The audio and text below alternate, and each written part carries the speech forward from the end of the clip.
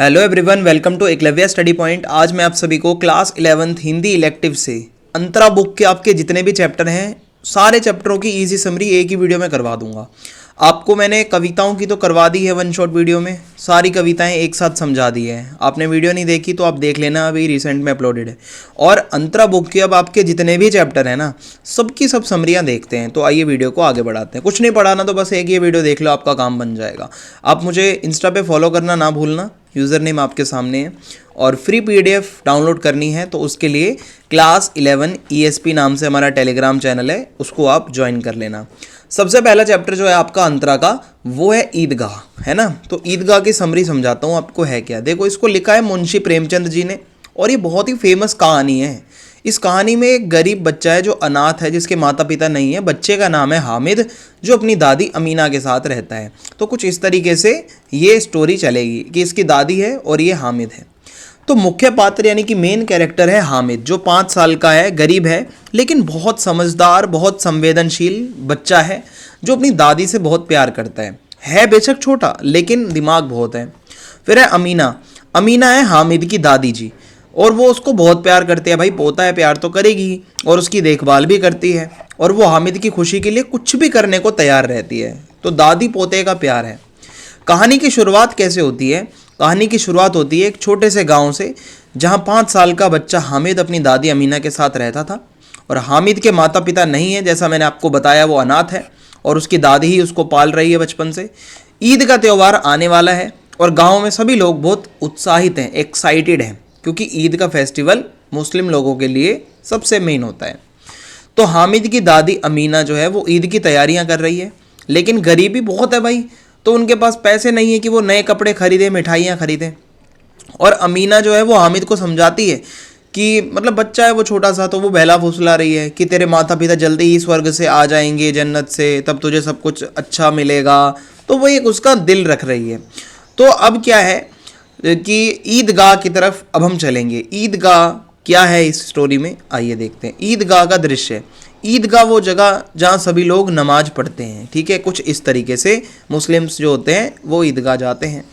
इसके बाद मेला लगता है, जहाँ पर कई दुकानें होती हैं, खिलौने होते हैं, मिठाइयाँ होती हैं, झूले लगे होते हैं। हामिद के पास पैसे कम होते हैं, सिर्फ 3 पैसे, पर वो सोचता है कि वो भी कुछ खरीद सके, ठीक है, कि वो भी उनमें कुछ ऐसा खरीदना चाहता है जो काम का हो। फिर हामिद क्या खरीदारी करता है, देखो। ईद के दिन हामिद अपने दोस्तों के साथ ईदगाह जाता है। रास्ते में मिठाइयाँ और खिलौनों की दुकानों को वो देखता है।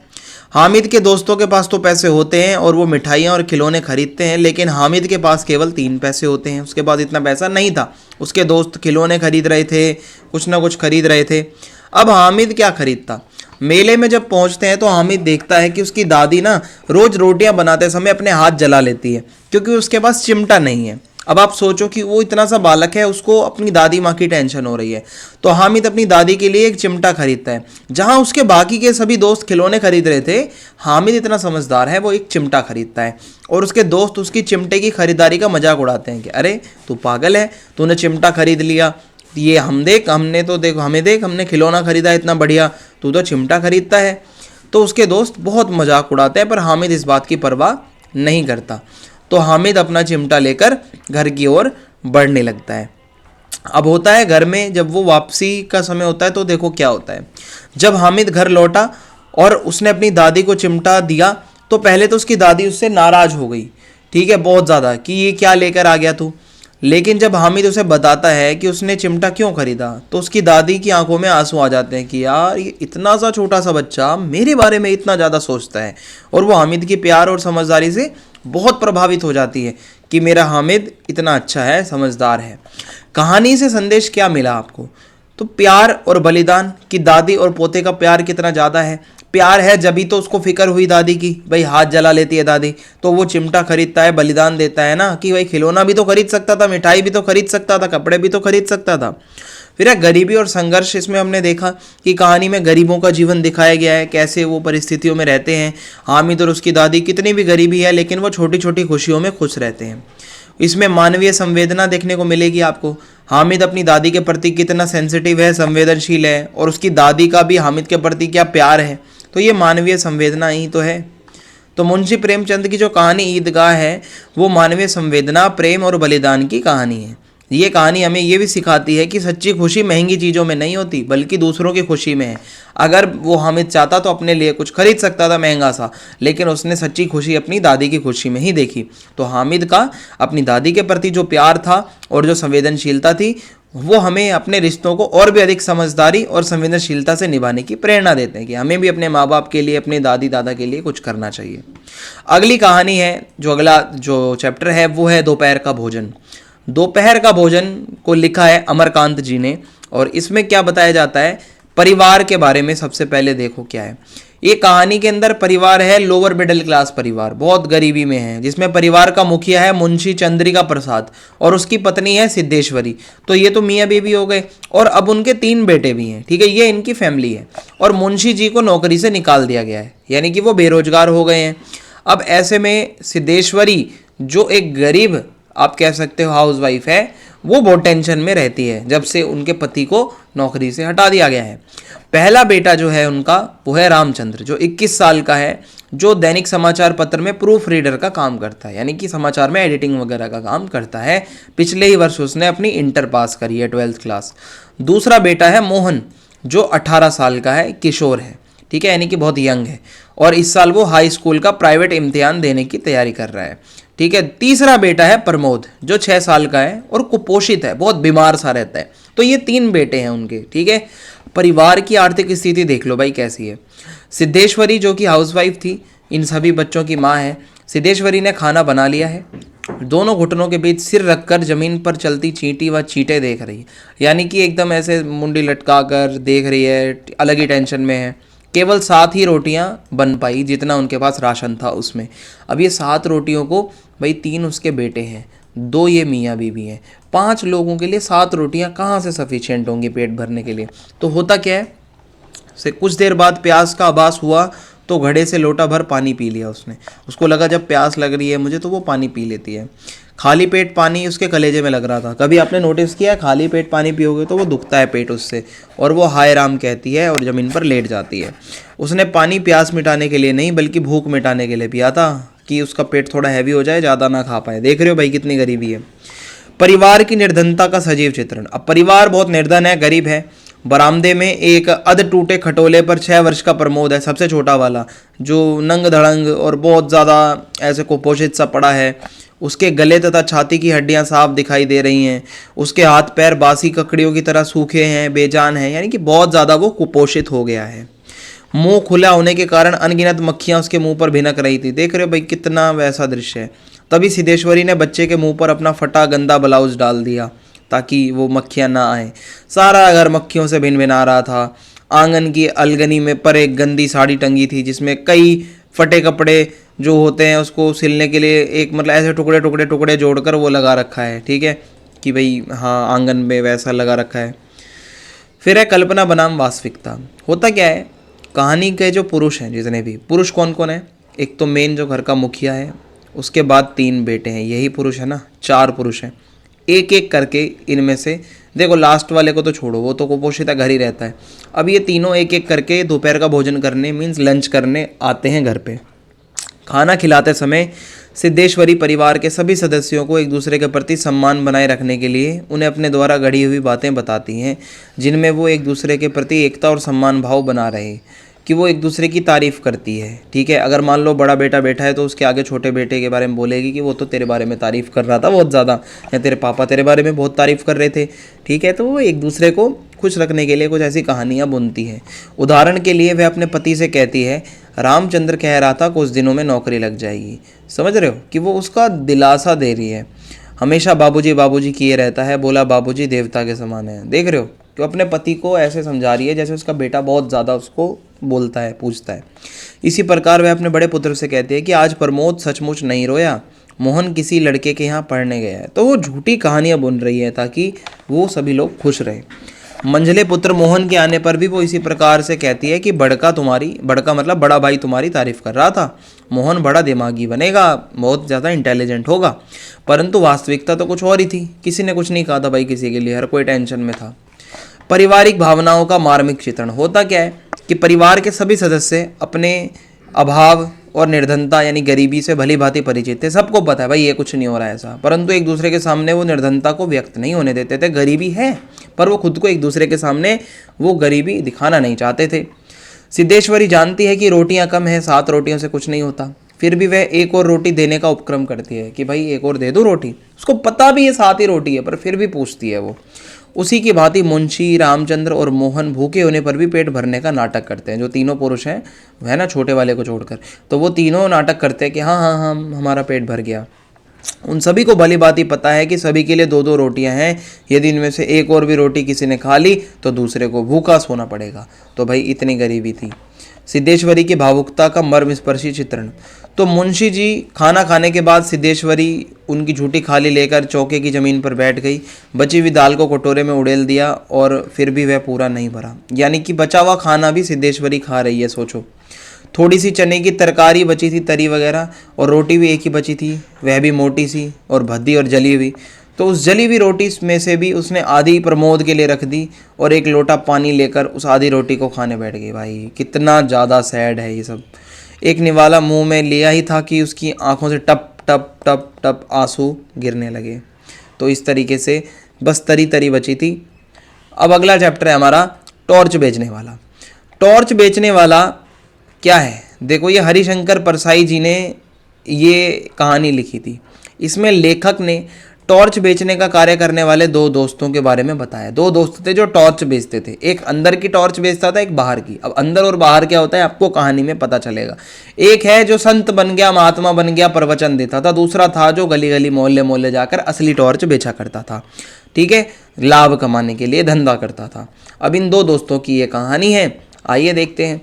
टॉर्च बेचने वाले का बदला हुआ रूप। होता क्या है, लेखक हरिशंकर परसाई टॉर्च बेचने वाले को चौराहे पर प्रतिदिन टॉर्च बेचते देखता था। एक व्यक्ति था जो रोज चौराहे पर आकर टॉर्च बेचा करता था, परंतु बीच में वह कुछ दिन चौराहे पर नहीं दिखा। कल अचानक लेखक ने उसे चौराहे पर देखा, लेकिन वह टॉर्च नहीं बेच रहा था। उसने अपनी दाढ़ी बढ़ा ली थी और लंबा कुर्ता पहन रखा था। उसका रूप पूरा बदला हुआ था। देखो भाई, एक बंदा जो रोज टॉर्च बेचता था, अब एक दिन ऐसा आया कि वो टॉर्च बेचना छोड़कर दाढ़ी वाड़ी बढ़ाकर बाबा बन गया। अब ये कैसे हुआ भाई? आप सोचोगे ये तो टॉर्च बेचने वाला था, बाबा कैसे बन गया?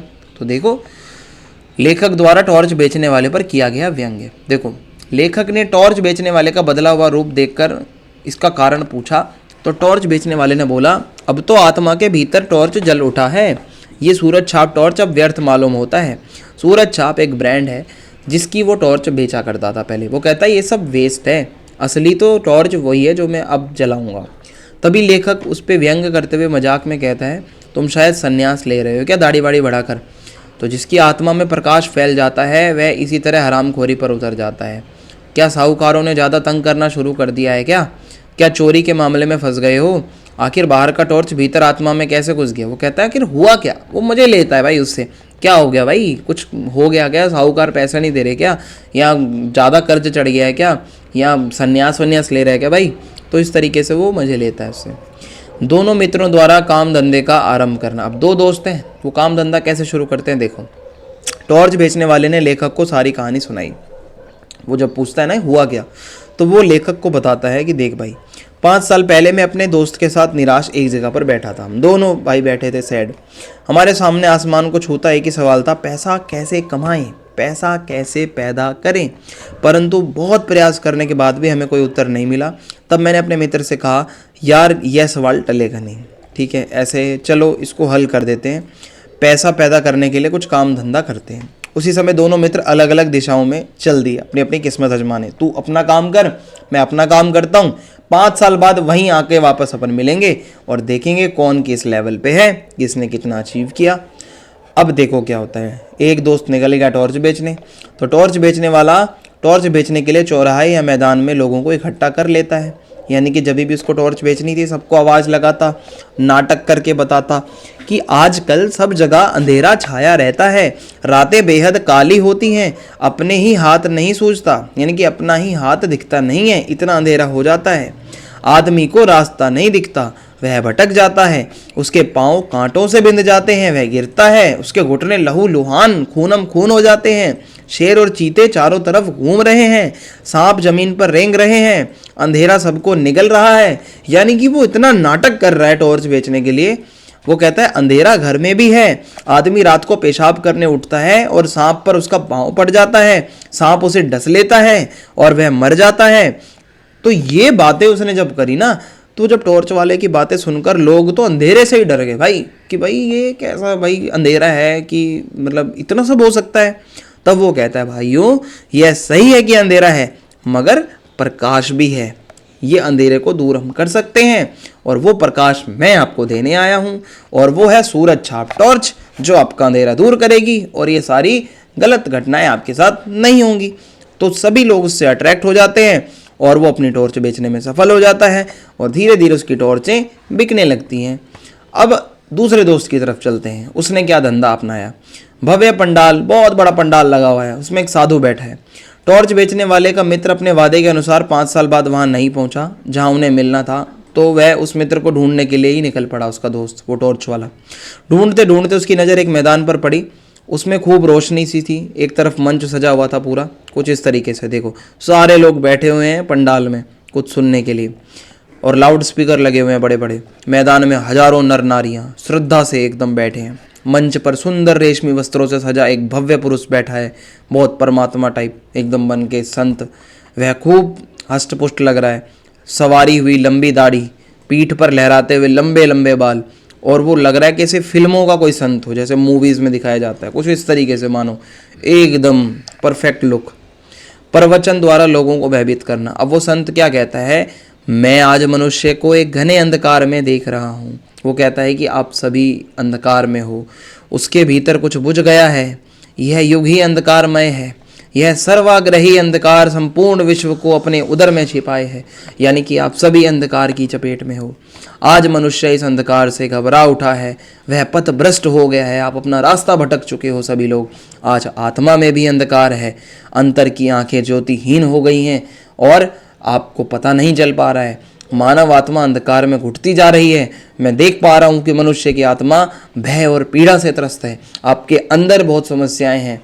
और वो कहता है मैं प्रवचन दे रहा हूँ और आपके अंदर की ज्योति मैं जगाऊंगा। इस प्रकार साधु सबसे पहले लोगों को डराता है कि आपके अंदर का अंधकार है, आत्मा में अंधकार है, ये है वो है। फिर वो कहता है भाइयों बहनों डरो मत, ये अंधकार है तो वहीं प्रकाश भी है, जहाँ अंधकार होता है वहाँ प्रकाश भी होता है। मैं आप सभी को जो है प्रकाश दूंगा, आप मेरी बातें मानो, जो मैं उपाय बताऊंगा वो करो। प्रकाश बाहर नहीं है, आपके अंदर चाहिए, आपको अंतर में बुझी उस ज्योति को जगाओ।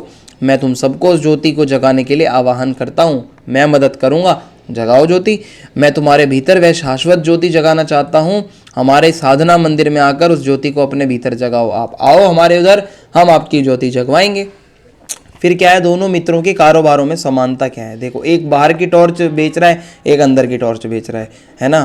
तो यही है कि जब प्रवचन कर मंच से उतर कार में चढ़ने वाला, जब वो साधु जाता है कार में चढ़ने, तो जैसे ही वो टॉर्च बेचने वाले पर वो उसकी दृष्टि जाती है तो वो पहचान लेता है, अरे ये तो मेरा पुराना दोस्त है। फिर वो अपने साथ उसको कार में बिठाकर अपने बंगले में ले जाता है। देख रहे हो भाई, एक बंदा अभी तक गली गली टॉर्च बेच रहा है और साधु बंदे ने बंगला बना लिया भाई। वहाँ पहुंचकर दोनों मित्र अपने 5 वर्षों के दौरान किए गए जो कार्य हैं वो बताते हैं कि भाई मैंने 5 साल में ये किया वो किया। टॉर्च बेचने वाला अपने साधु बने मित्र की बात सुनता है और उसको कहता है कि यार तुम तो सब कह रहे थे कि सब मैं भी अपनी टॉर्च बेचने के लिए कहता हूँ, मतलब जो तुम कहते हो तो मैं भी कहता हूँ, लेकिन तुम इतने रहस्यात्मक ढंग से कहते हो यार, एकदम लोगों का इंटरेस्ट आ जाता है और मैं सीधा सीधा कह देता हूँ। ये तो हमारे में डिफरेंस है। तुम चाहे कुछ भी कहो, बेचते तो तुम भी टॉर्च ही हो ना। कोई भी व्यक्ति दार्शनिक बने, संत बने या साधु बने, अगर वो लोगों को अंधेरे का डर दिखाता है तो वह भी तो अपनी कंपनी की ही टॉर्च बेच रहा है ना बाबू, आप भी तो टॉर्च ही बेच रहे हो।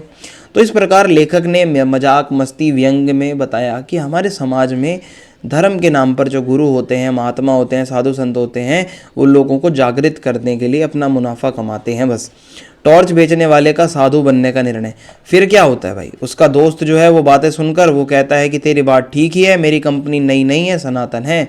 वो कहता है मेरी कंपनी है सनातन।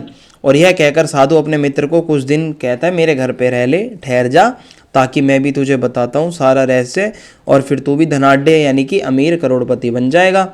तो टॉर्च बेचने वाला 2 दिन उस मित्र के यहाँ रुकता है, तीसरे दिन वो अपनी टॉर्च की पेटी नदी में फेंक देता है और अपने मित्र को कहता है कि चल भाई मैं भी साधु बन जाऊंगा अब तेरे साथ। तो बस यही है कहानी की स्टोरी भाई। जितना ज्ञान देने में मज़ा है उतना मेहनत में कहाँ है। तो वह दूसरे दोस्त के वैभव और धन दौलत को देखता है ना, जब कार बंगला, तो वो भी कहता है कि ये सूरज छाप कंपनी की टॉर्च बेचने से अच्छा है भाई मैं भी धर्माचार्य संत बन जाऊं, लोगों के मन का अंधेरा दूर करूंगा, पैसा छापूंगा। अगला चैप्टर है गूंगे। तो देखते हैं गूंगे जो हमारा चैप्टर है उसमें क्या बताया गया है। सबसे पहले है गूंगे का परिचय। तो गूंगे को देखकर सभी लोगों में उसके बारे में जानने की जिज्ञासा है। सभी लोग जानना चाहते हैं कि वो कौन है, कहाँ से आया है। तो गूंगे चैप्टर को समझते हैं। गूंगे का परिचय सबसे पहले हम जानने की कोशिश करेंगे कि गूंगा है कौन। तो देखो हर कोई यही चाहता था कि भाई गूंगा है कौन। तो गूंगे ने अपने कानों पर हाथ रखकर इशारा किया कि वह जन्म से ही वज्र बहरा है।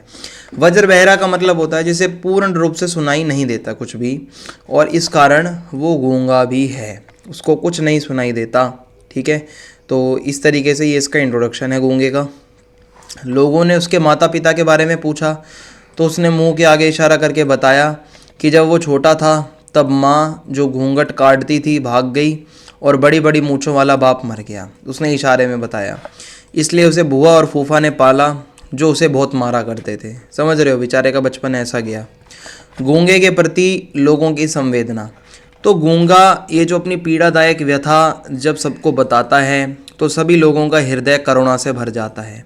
वह बोलने का भरसक प्रयास करता है, बहुत कोशिश करता है, परंतु वो बोल नहीं पाता। केवल कर्कश काएँ काएँ ऐसी आवाज़ आती है उसके वहाँ से गले से, वो कुछ बोल नहीं पाता क्लियरली। उसकी ध्वनियाँ आस्फूट होती हैं, सही से निकलती नहीं हैं। और जैसे आदि मानव भी जब बोलना सीखता है ना तो लग रहा है मान लो वैसे वो बोल रहा हो। और किसी ने बचपन में गला साफ करने की कोशिश में काकल ही काट दिया हो। जो काकल होता है, जो नेक होती है, समझो वो ही काट दिया हो। और ऐसे बोलता है जैसे कोई घायल पशु कराता रहता है ना, किसी को पशु वशु को चोट लग जाती है तो ऐसी आवाज़ निकलती है उसकी। तो चमेली ने पहली बारी अनुभव किया कि यदि गले में काकल तनिक ठीक नहीं हो तो मनुष्य क्या से क्या हो जाता है। अगर आपका गला सही नहीं होगा तो देखो क्या क्या हो सकता है आपके साथ। कैसी यातना है कि वह अपने हृदय को उगल देना चाहता है किंतु उगल नहीं पाता। यानी कि ये कैसी समस्या है कि वो बहुत कुछ बोलना चाहता है पर बोल नहीं पा रहा। फिर है गूंगे का स्वाभिमानी व स्वावलंबी होना। गूंगे की दुख भरी कहानी सुनकर सभी लोग स्तब्ध रह गए। सुशीला ने पूछा कि तू खाता क्या है, यानी कि क्या खाता है, किस तरह अपना जीवन गुजारता है तू। तो फिर वो इशारा करके बताता है कि हलवाई के यहाँ वो रात भर लड्डू बनाता है, कढ़ाई मांजता है, नौकरी करता है, कपड़े धोता है, अपनी मेहनत की खाता है। तो सीने पर हाथ मारता है, कहता है कि हाथ फैलाकर कभी नहीं मांगा मैंने, भीख नहीं लेता। अपनी भुजाओं पर हाथ रखकर इशारा किया कि मेहनत का खाता हूँ और पेट बजाकर दिखाया, देखा भाई, इसके लिए इसके लिए। तो गूंगा यह भी बता देता है कि आप यदि इन इशारों को करेंगी तो मैं घर के सारे काम कर सकता हूँ, यानी कि आप चाहो तो मैं भी आपका काम में कुछ कर सकता हूँ। फिर चमेली उसको नौकर रखती है अपने वहाँ। तो गूंगा अपने गजब के इशारों से अपने भाव विचारों को जब बताता है, फिर वो दूध भी लेकर आता है। कच्चा मंगाना हो तो थन काटने का इशारा दो कि भाई कच्चा दूध लाना है तो ऐसा इशारा दो थन जैसा। फिर है ओटा हुआ मंगवाना है तो हलवाई जैसे एक बर्तन एक से मतलब जैसे एक से दूसरे में बर्तन में ऐसे ओटते हैं तो वैसा कुछ उसको इशारा करके दिखा दो, फिर वो वैसा ले आएगा। साग मंगवाना हो तो गोल गोल कीजिए या लंबी उंगली दिखाकर समझाइए, तो उसको इशारे में बताना पड़ेगा जो भी चीज़ आपको मंगवानी है। चमेली उससे बहुत प्रभावित होती है और पूछती है हमारे यहाँ रहेगा। तो गूंगे ने हाथ से इशारा किया क्या देगी। तो चमेली ने उसे 4 रुपया और खाना देने का ऑफर दिया। तो गूंगा उसको स्वीकार कर लेता है, ठीक है भाई रह लूँगा। गूंगे का घर से भाग जाना तथा चमेली का क्रोधित होना। अब गूंगा जो है वो चमेली के घर रहने लगा था। बच्चे उसको बहुत चिढ़ाते थे पर वो कभी बुरा नहीं मानता था, किंतु जगह जगह नौकरी करके भाग जाने की उसकी आदत थी। ठीक है, वो जहाँ नौकरी करता था वहाँ कुछ टाइम बाद वहाँ से भाग जाता था। एक दिन अचानक वह चुपके से घर से निकल पड़ा। जब चमेली ने उसे पुकारा गूंगे, तब कोई उत्तर उसने नहीं दिया और भाग गया होगा। चमेली के पति ने बोला अरे भाग गया होगा, भाग जाता है ना हर जगह से। तो चमेली को कुछ समझ नहीं आया कि वह क्यों भाग गया। फिर वह रसोई घर में जाकर मन ही मन उसे नाली का कीड़ा कहती है कि एक छत उठाकर सिर पर रख दी फिर भी मन नहीं भरा इसका, यानी कि ये नाली का कीड़ा नाली में ही रहेगा, ऐसा बोलती है वो उसके लिए। तो जब चमेली खाना पकाकर बच्चों समेत खुद भी भोजन कर लेती है तब गूंगा लौट आता है वापस और भूखा होने का इशारा करता है, कहता है मुझे भूख लगी है। चमेली 2 रोटियां उसकी ओर फेंक देती है और उसको कहती है कि भाई खा ले। उसके खा लेने के बाद चिमटा लेकर उसकी खबर लेती है और फिर वह घर से भागकर कहाँ गया था पूछती है कि भाई कहाँ गया था तू घर छोड़कर। गूंगा पीठ पर चिमटा पड़ने पर भी नहीं रोता क्योंकि उसे अपने अपराध का भान था, उसे पता है भाई मैं भागा हूँ। यह देख चमेली की आंखें भर जाती हैं, तब गूंगा भी रोता है। तो इस घटना के बाद गूंगे के भागने और पुनः लौटने का क्रम जारी रहता है, फिर वो भाग जाता था फिर वो आ जाता था। तो चमेली सोचती है कि गूंगे ने घर से भागकर भीख मांगी होगी, क्या पता इसने भीख मांगी हो। फिर है गूंगे की सहनशीलता और कृतज्ञता। एक दिन चमेली का बेटा था बसंता। वो बसंता जो है वो गूंगे को चपत जड़ देता है, यानी कि थप्पड़ मार देता है, परंतु गूंगा बसंता पर पलटवार नहीं करता क्योंकि वो उसकी मालकिन का बेटा है। और गूंगा रोने लगता है भाई।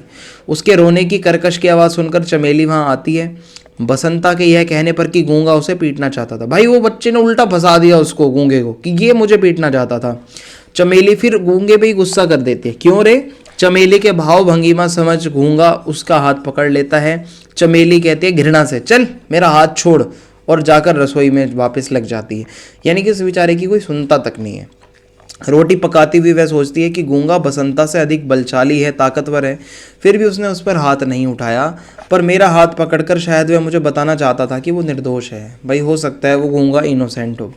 तो चमेली को यह सोच विस्मय होता है कि गूंगा शायद यह समझता है कि बसंता उसके मालिक का बेटा है, इसलिए वह उस पर हाथ नहीं उठाता होगा। भाई एट द एंड उसको समझ तो आ रहा है चमेली को।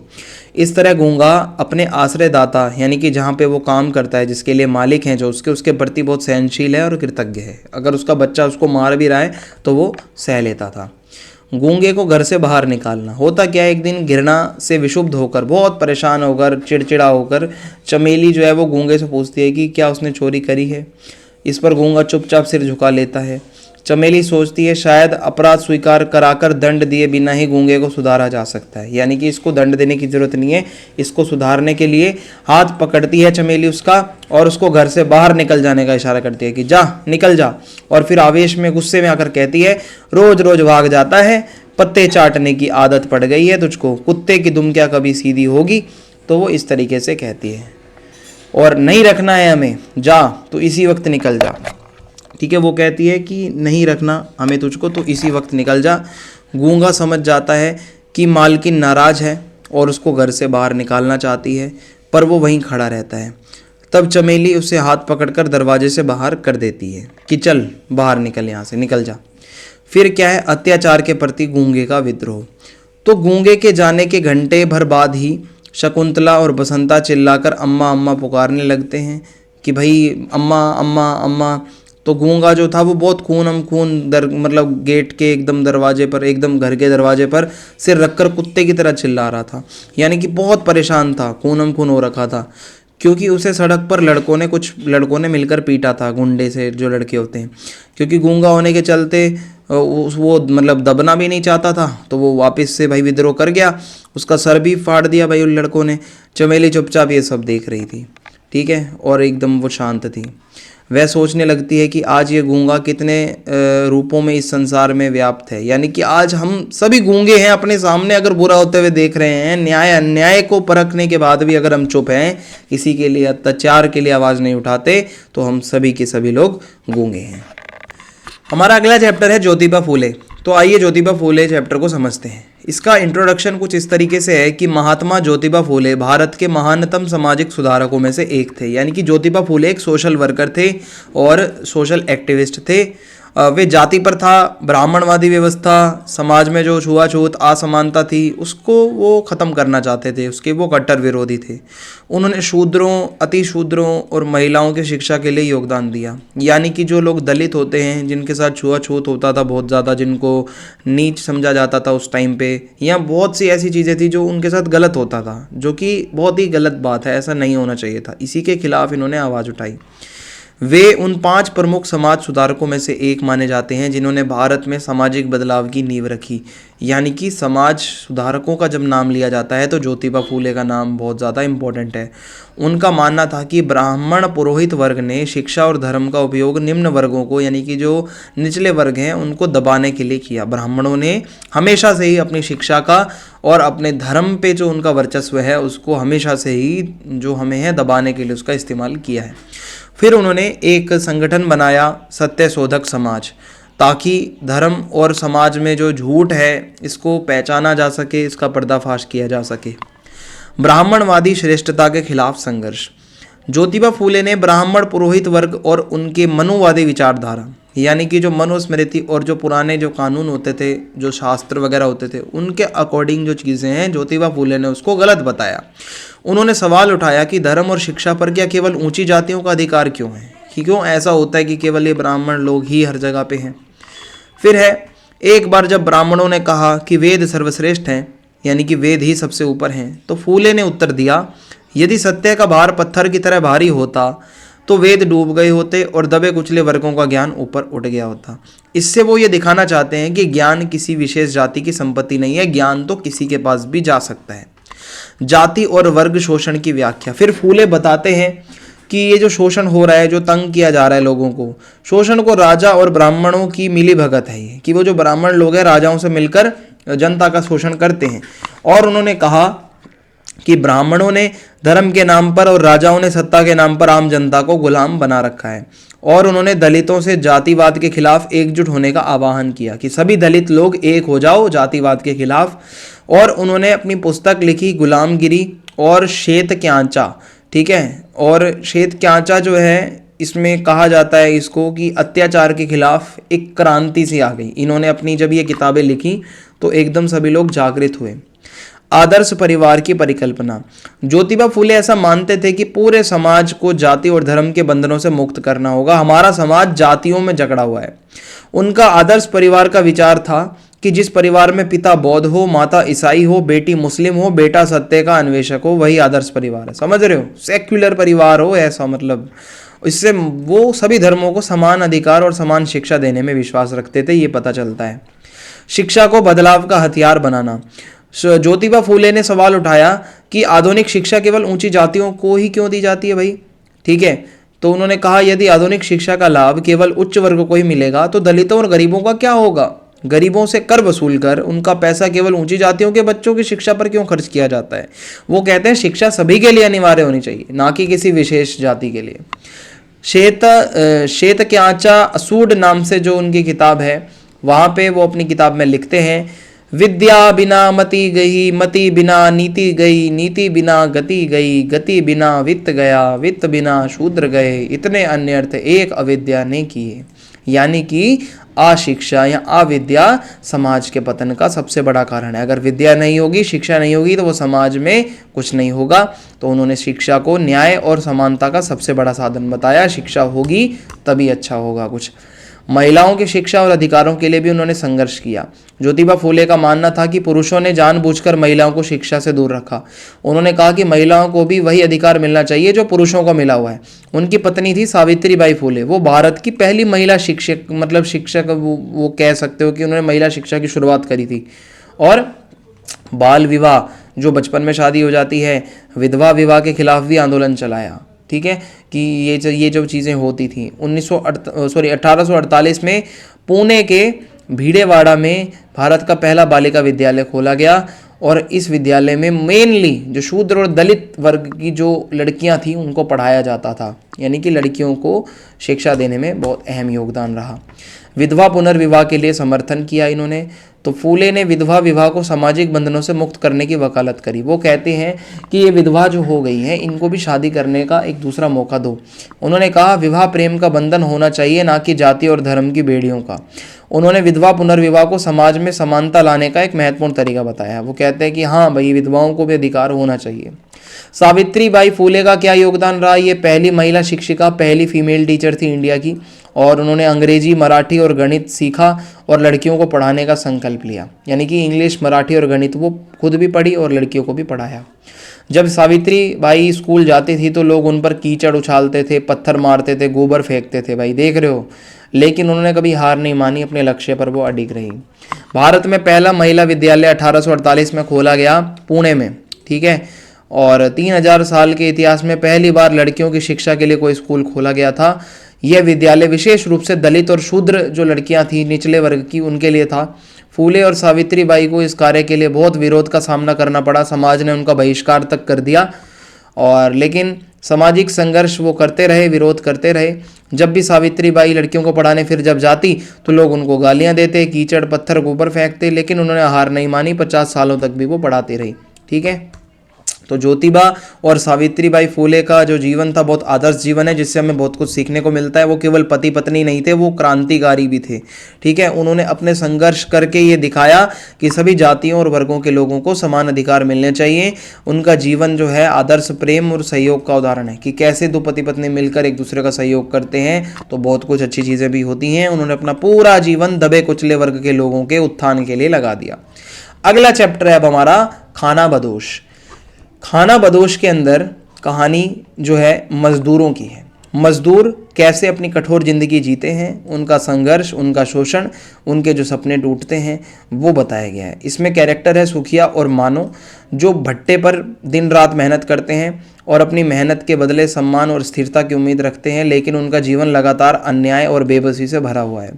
तो गरीब मजदूरों का यह यथार्थ है कि वे जिन ईंटों को अपने हाथों से बनाते हैं उन्हीं से अमीरों के घर बनते हैं, लेकिन खुद उनके लिए एक छत तक वो नहीं बना पाते, ठीक है।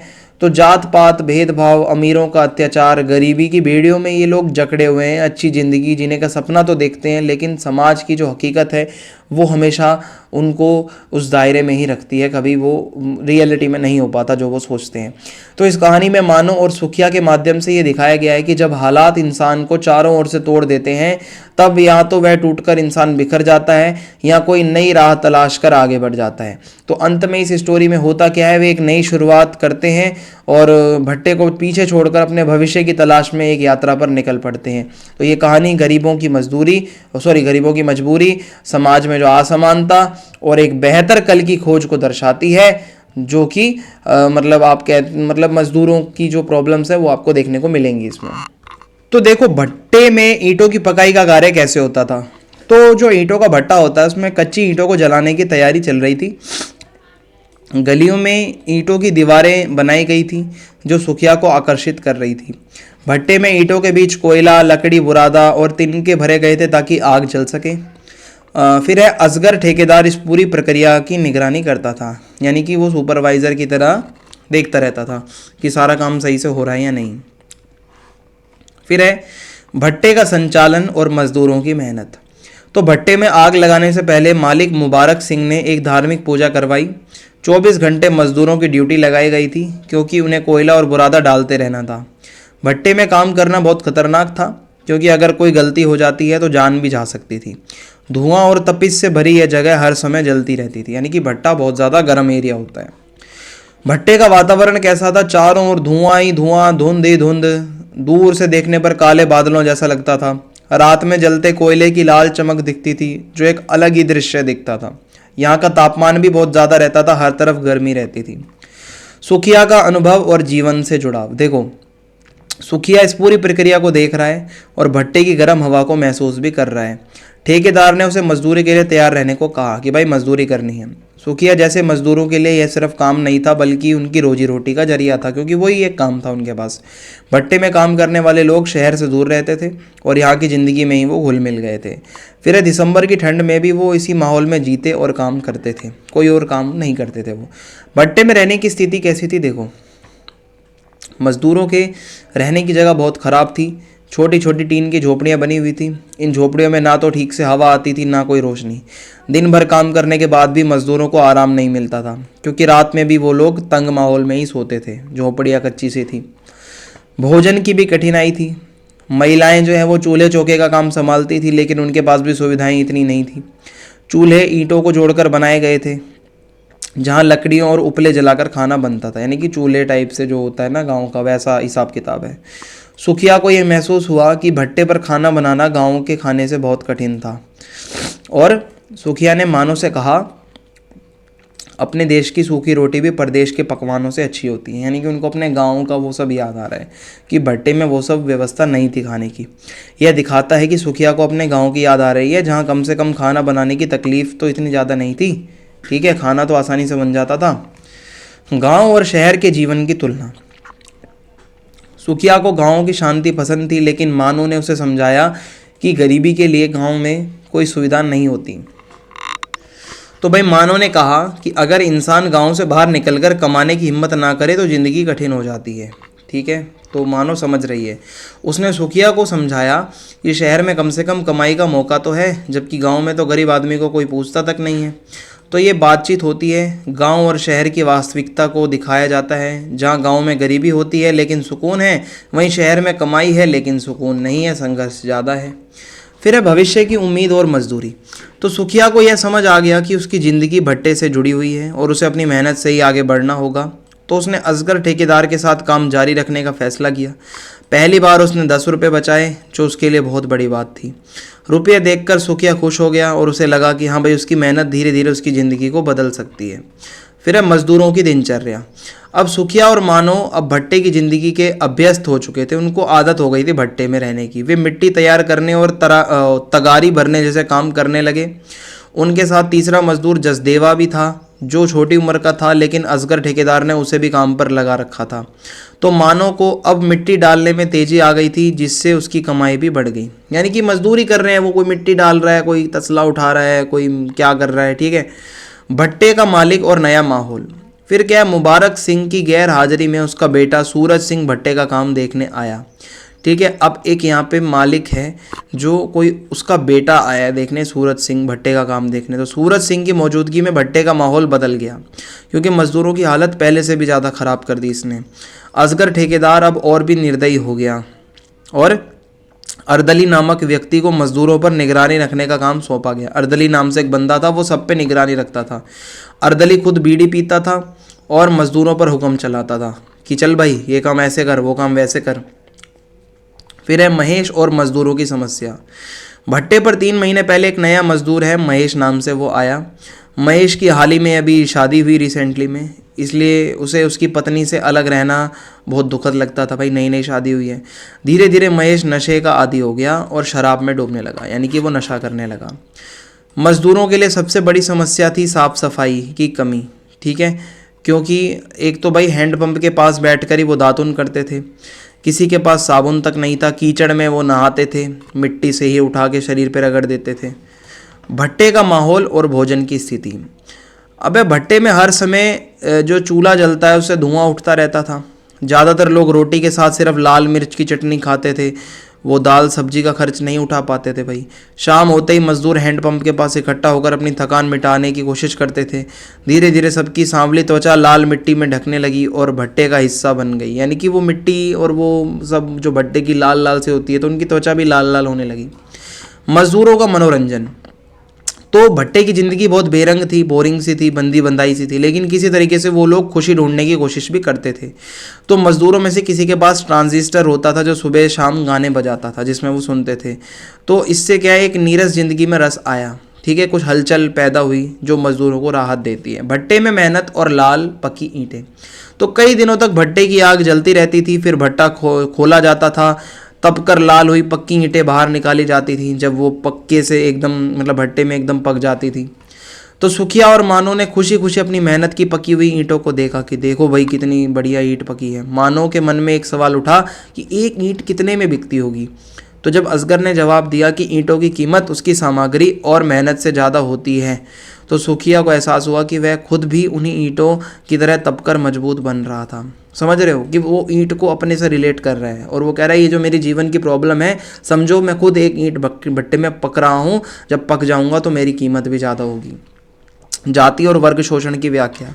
तो मानो रात भर लाल लाल पक्की ईंटों के बारे में सोचती रही। उसे ईंटों से बना एक छोटा सा घर अपने दिमाग में दिखने लगा, जो उसकी इच्छा थी कि एक पक्का घर होगा ईंटों का। तो सुबह जब सुखिया ने देखा कि मानो सोई नहीं थी, तो उसने पूछा कि क्यों मानो, सोए क्यों नहीं तुम? तो मानो ने दुखी होकर पूछा कि हम अपनी बनाई ईंटों से अपना घर क्यों नहीं बना सकते। सुखिया को यह सवाल अजीब लगा और बहुत इम्पॉसिबल सा, असंभव सा लगा, क्योंकि गरीब मजदूर के लिए बहुत मुश्किल बात है ना अपना घर बना पाना। तो गरीब मजदूरों की वास्तविकता क्या है? जब सुखिया ने मजाक में कहा कि पक्की ईंटों का घर बनाने में हजारों रुपया लगते हैं, तो मानो ने भी मासूमियत से जवाब दिया, महीने में जो हमने इतनी ईंटें बना दी, क्या हम अपने लिए एक घर नहीं बना सकते? तो यह संवाद बताता है कि गरीबों की हकीकत को उजागर करता है कि वे जिन चीज़ों को बनाते हैं खुद वो उनका यूज़ नहीं कर पाते। तो मानो के मन में एक बवंडर चलने लगा। उसने गहरी कड़वाहट से कहा कि इन ईंटों पर हमारा कोई हक नहीं है क्या? क्यों हम अपने लिए नहीं बना सकते? अधिक काम करने की योजना और उम्मीद। फिर क्या हुआ? मानो ने एक सजेशन दिया कि अगर वे रात दिन काम करेंगे तो क्या वो अपना घर नहीं बना सकते? तो उसने काउंटिंग करके बोला कि अगर वे हजारों ईंटों बनाएं और उनमें से कुछ बचा लें तो क्या वे अपना घर बना सकते हैं?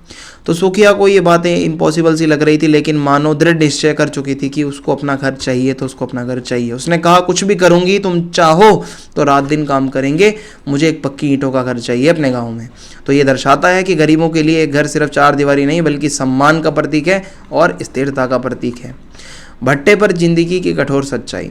तो असगर ठेकेदार और मालिक मजदूरों को बस काम करने वाले हाथों के रूप में देखते थे। कोई फीलिंग नहीं थी उनके लिए, कोई भी उन्हें उनका हक देने को तैयार नहीं था।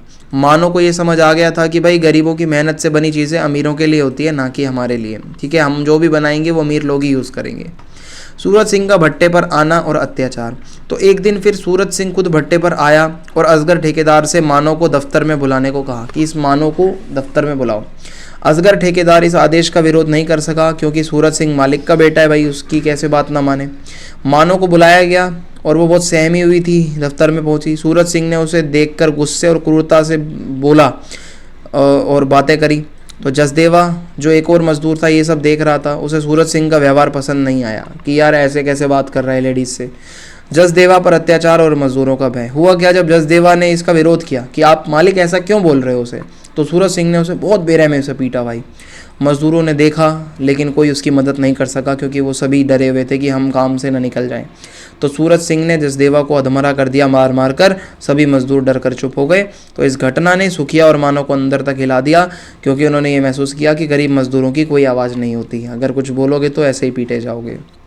मानो का दर्द और उसके सपनों का टूटना। तो ये घटना के बाद मानो अंदर तक पूरी टूट गई और उसने भट्टे से दूर जाने का फैसला किया कि मैं यहाँ पे और नहीं रहूँगी।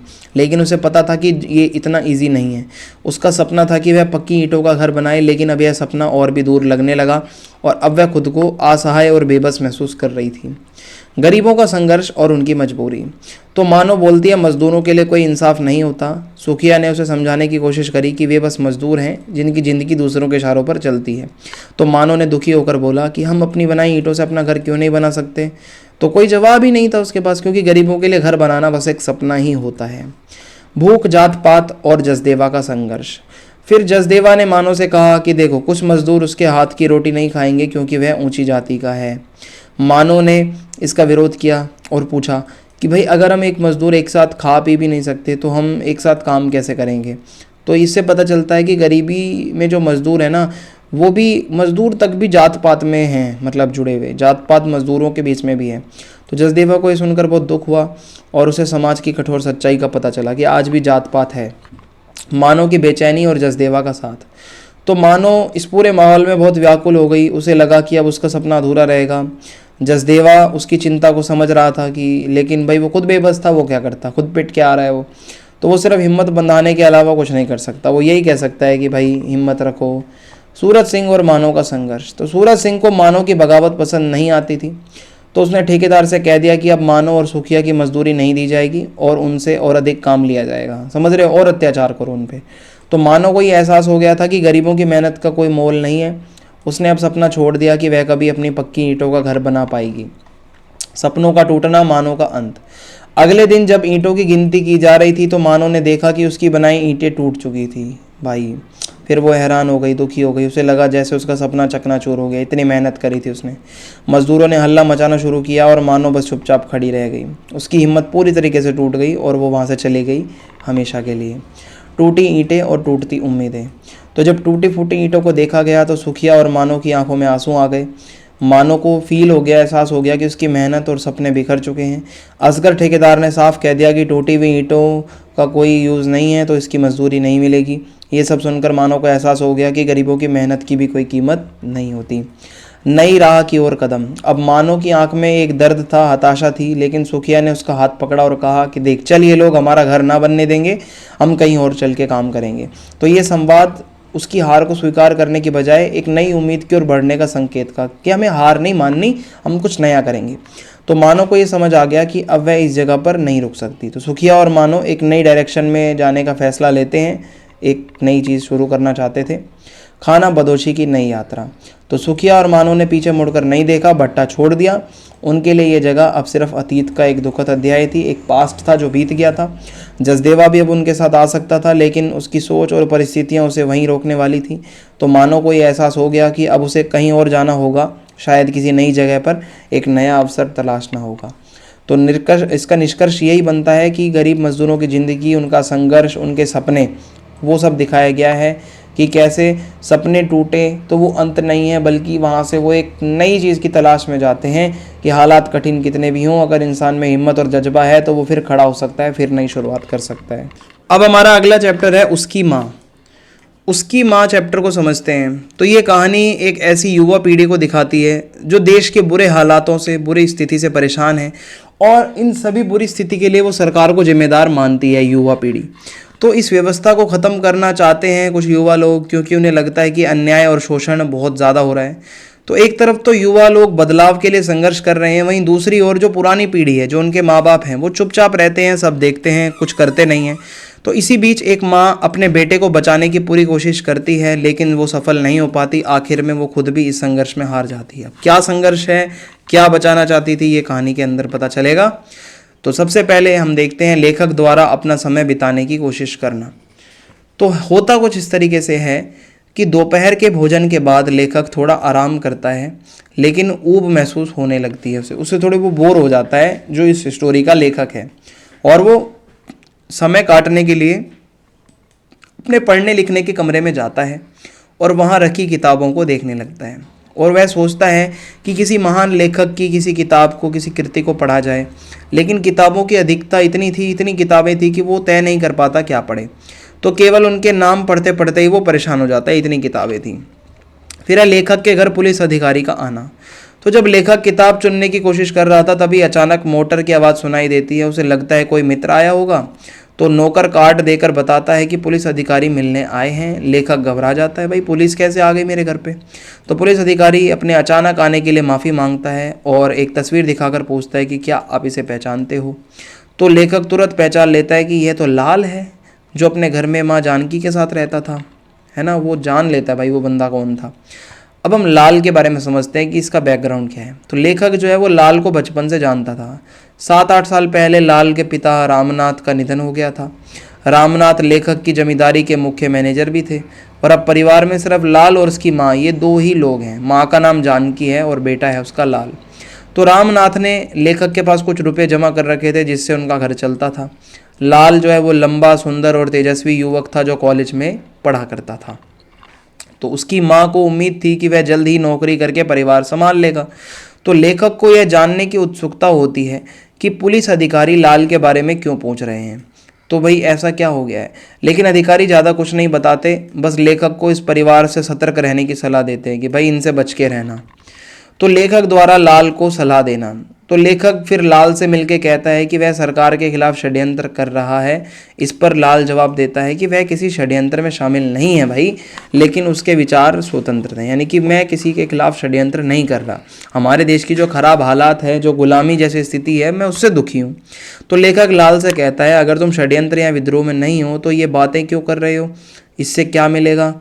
तो ना देश के हालात सुधरेंगे, ना गुलामी ख़त्म होगी, और तुम्हारा काम है पढ़ाई करना। पहले उसे करो, फिर सही समय आने पर अपना काम करना।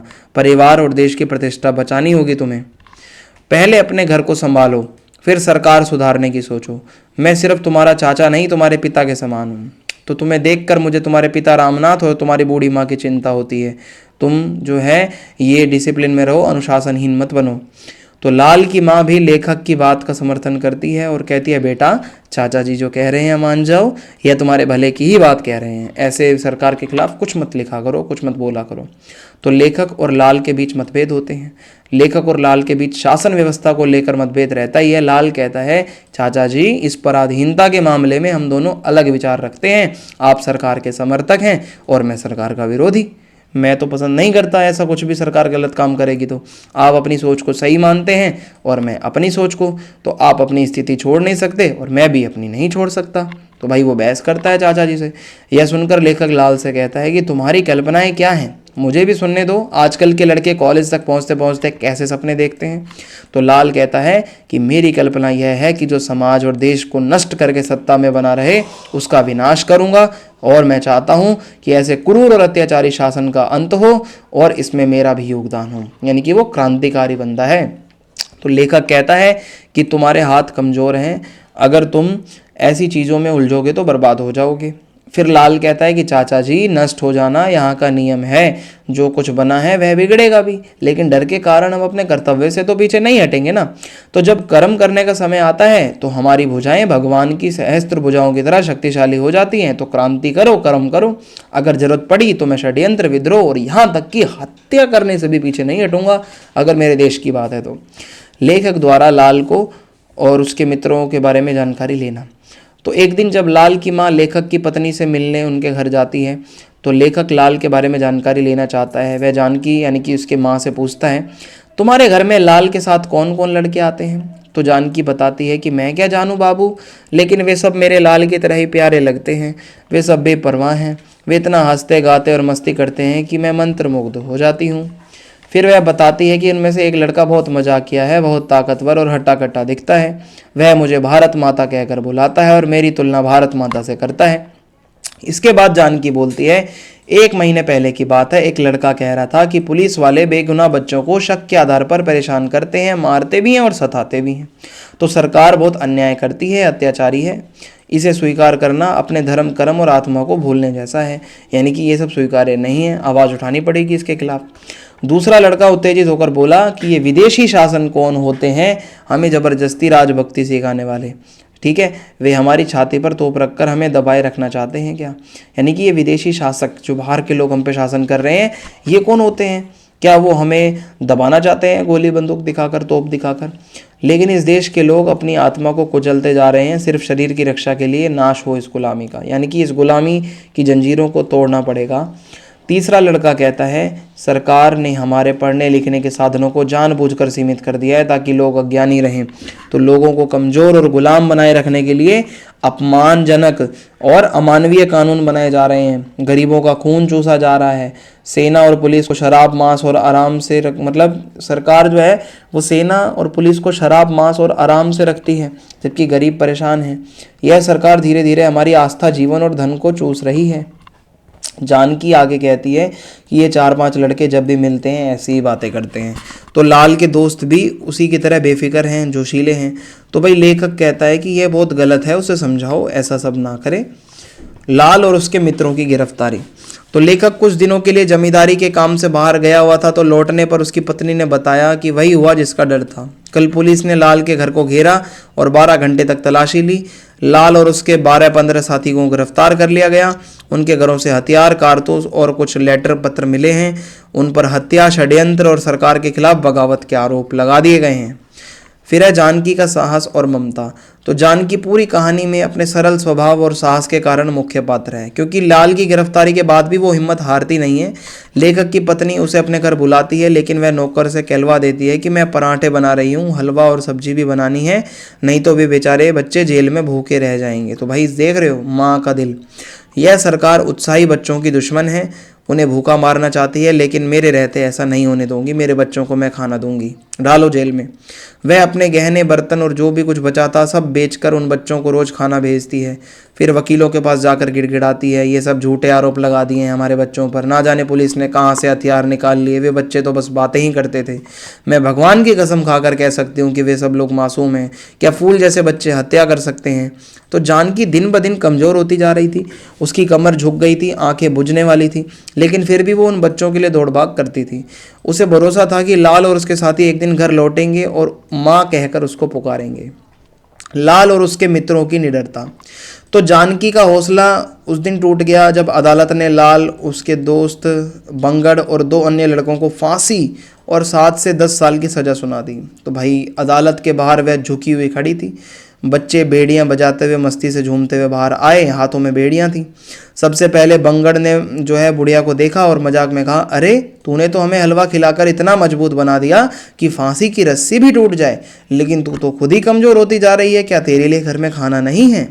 तो लाल ने कहा, माँ तू भी जल्दी वहीं आना जहाँ हम जा रहे हैं, यहाँ से बस थोड़ा ही दूर का रास्ता है, तू एक सांस में वहाँ पहुँच जाएगी। वहाँ हम तुझसे स्वतंत्रता से मिलेंगे, तेरी गोद में खेलेंगे, तुझे कंधे पर उठाकर दौड़ते फिरेंगे। समझ रहे हो भाई कहाँ की बात हो रही है? मरने के बाद की। लाल के हस्ताक्षर।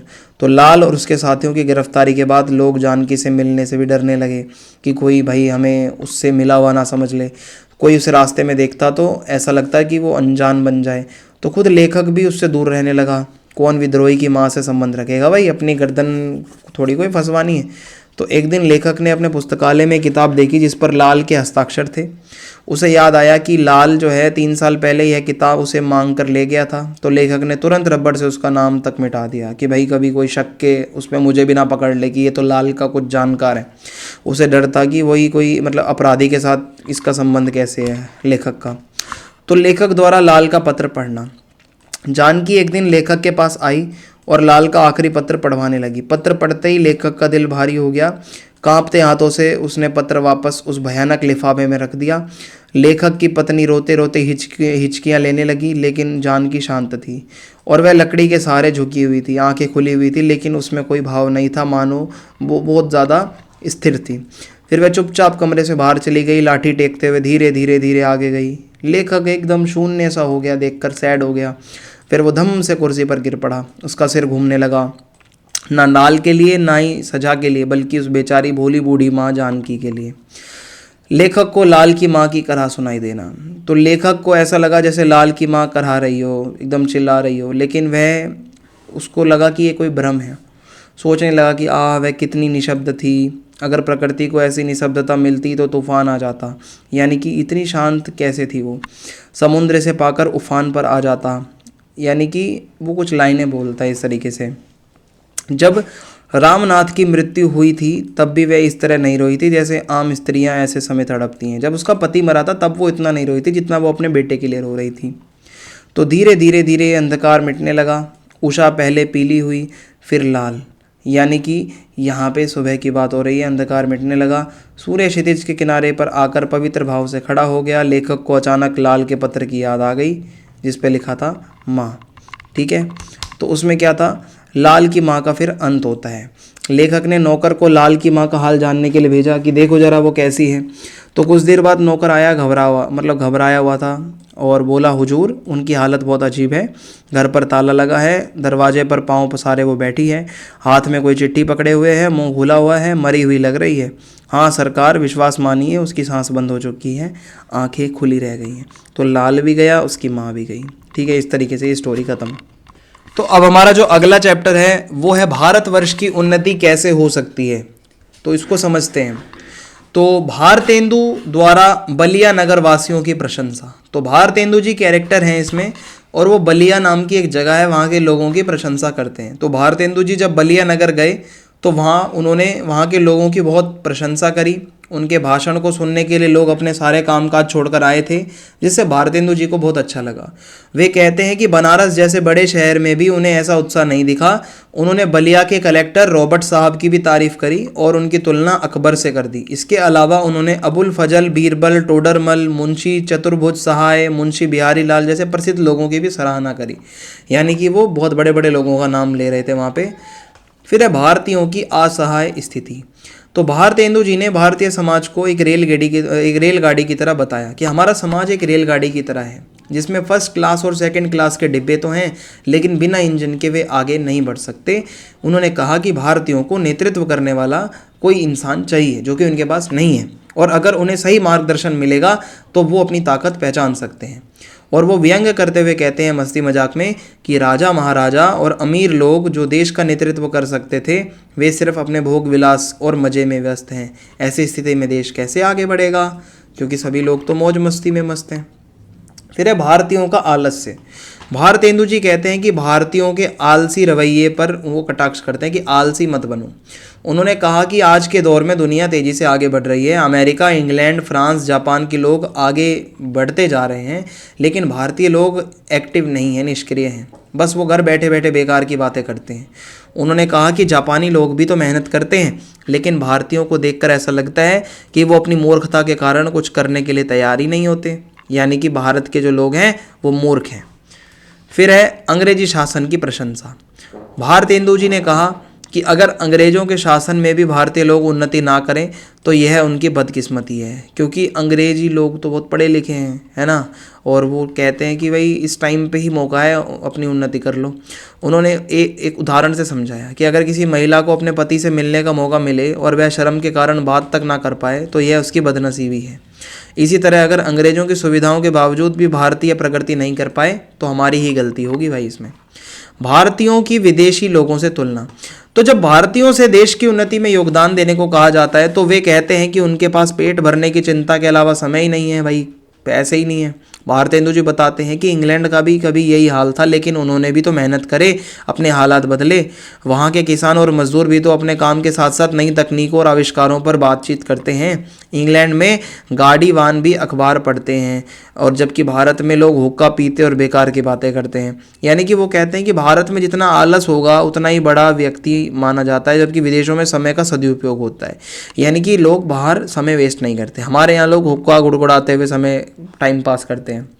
इसी को देखते हुए कवि मलूक दास ने एक बात कही थी कि अजगर करे ना चाकरी, पंछी करे ना काम, दास मलूका कह गए सबके दाता राम। यानी कि इसका मतलब ये हुआ कि लोग बिना मेहनत के ही सब कुछ चाहते हैं, जो सही नहीं है, काम करना पड़ेगा। भारत की दरिद्रता। तो भारतेंदु जी कहते हैं कि भारत में हर तरफ बेरोजगारी है। लोग बिना किसी काम के घूमते रहते हैं इधर उधर, रोजगार के नाम पर बस अमीरों की चापलूसी, दलाली करना, गलत कामों में रहना। तो ये सब हालात जो हैं, भारत के जो गरीब परिवार हैं वो अपनी इज्जत बचाने की कोशिश में लगे हुए हैं। जैसे कोई महिला फटे कपड़ों में अपना शरीर छिपाने की कोशिश करती है। भारत में बहुत दरिद्रता है, बहुत गरीबी है। भारतवासियों को जागरूक करने की कोशिश। तो भारतेंदु जी बताते हैं कि भारत की आबादी लगातार बढ़ती जा रही है, लेकिन संपत्ति कम हो रही है। लोग तो बढ़ रहे हैं पर रिसोर्सेस नहीं। अब हाथ पर हाथ रखकर बैठने से कुछ नहीं होगा। वे लोगों को चेतावनी देते हैं कि राजा महाराजाओं के भरोसे मत रहो, क्योंकि वो केवल अपना फ़ायदा देखेंगे, आपका नहीं। तो खुद मेहनत करो, आलस छोड़ो, कमज़ोर मत बनो। उन्होंने हर क्षेत्र में, चाहे धर्म, घर, परिवार, समाज, रोजगार, आचरण, हर जगह उन्नति करने की सलाह दी कि हर जगह आगे बढ़ो, धर्म, समाज, सब चीज़ को आगे लेके जाओ। भारतेंदु के कड़े विचार। भारतेंदु का मानना था कि जो लोग देश की भलाई चाहते हैं उन्हें अपने सुख और संपत्ति का त्याग कर देश के लिए काम करना होगा, अगर आप चाहते हो देश का भला हो। और वो कहते हैं कि अगर सभी लोग एक दूसरे का साथ देंगे तो देश की उन्नति हो पाएगी। तो वो भारतवासियों को कहते हैं अपनी कमजोरियों को पहचानो, उसका जो कारण है उसको ख़त्म करो, ताकि देश में ये बाधा ना डाले आपकी कमजोरी। और उनके अनुसार जब तक लोग अन्याय के खिलाफ विद्रोह नहीं करेंगे तब तक देश आगे नहीं बढ़ेगा।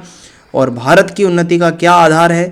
तो भारतेंदु जी का मानना था कि किसी भी देश की उन्नति धर्म से शुरू होती है। तो उन्होंने अंग्रेजों का उदाहरण दिया कि उनकी धर्म नीति और राजनीति एक साथ जुड़ी हुई थी, जिससे कि वो आगे बढ़ पाए। लेकिन भारत में धर्म के नाम पर कई रीतियां और परंपराएं चल रही हैं जो समाज को आगे नहीं बढ़ने दे रही हैं। और वो कहते हैं कि असली धर्म केवल परमेश्वर की भक्ति करना है, बाकी सब तो हमारे नियम बनाए हुए हैं, तो जिन्हें समाज के भले के लिए समय समय पर बदला जा सकता है। तो समाज में जो बुरे नियम है उसको बदल दो। सामाजिक बुराइयों पर प्रहार। तो भारतेंदु जी समाज की बुराइयों के बारे में बताते हैं। वे बाल विवाह और कहते हैं कि क्या ये बाल विवाह अच्छी चीज़ है? बिल्कुल बेकार है, इससे बच्चों का स्वास्थ्य और भविष्य खराब होता है। वे माता पिता से सवाल करते हैं कि क्या वे अपने बच्चों के हितैषी हैं या उनके दुश्मन। उनका कहना है कि बच्चों को पहले पढ़ने तो दो, जीवन की समझ तो आने दो, फिर शादी करो। साथ ही लड़कियों की शिक्षा पर भी वो जोर देते हैं कि केवल लड़कों को ही पढ़ने मत भेजो, लड़कियों को भी शिक्षा दो, लेकिन ऐसी शिक्षा जो उन्हें अपने परिवार और समाज की भलाई के लिए तैयार करे। धार्मिक एकता पर जोर।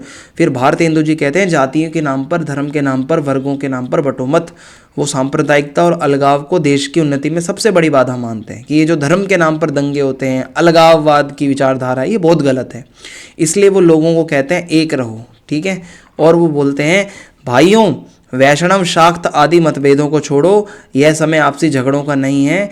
हिंदू जैन मुसलमान सभी मिलकर रहो, जाति चाहे ऊंची हो या नीची, सभी का सम्मान करो और हर व्यक्ति की योग्यता को पहचानो।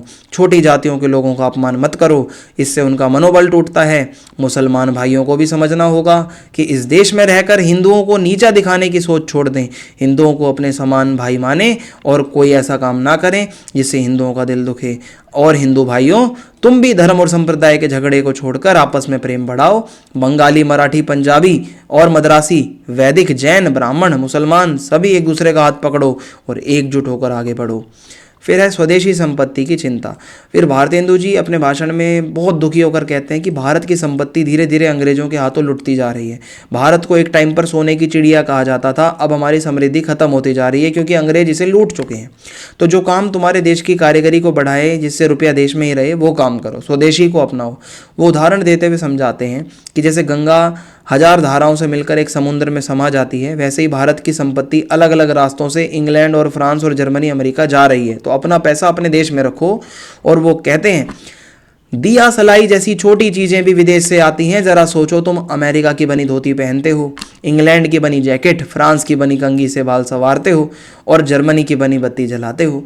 यह तो वही हाल हो गया कि किसी ने उधार का कपड़ा पहनकर महफिल में जाने की सोची, यानी कि वहाँ के लोगों ने कह दिया कि अजी ये जैकेट तो फलाने की है, दूसरा बोला टोपी भी किसी और की है, तब उस व्यक्ति ने मजाक में जवाब दिया मेरे पास तो बस मेरी मूछें ही अपनी हैं।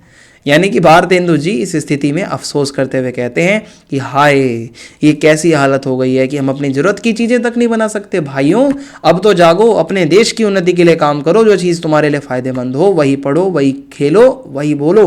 विदेशी चीज़ों और विदेशी भाषा पर निर्भर मत रहो, अपने देश में अपनी भाषा में आगे बढ़ो। तो ऐसा वो कहते हैं। इसी के साथ भाषण खत्म, चैप्टर खत्म और वन शॉट खत्म। चैनल सब्सक्राइब करें, वीडियो लाइक करें, फीडबैक जरूर लिखें। जय हिंद, जय भारत।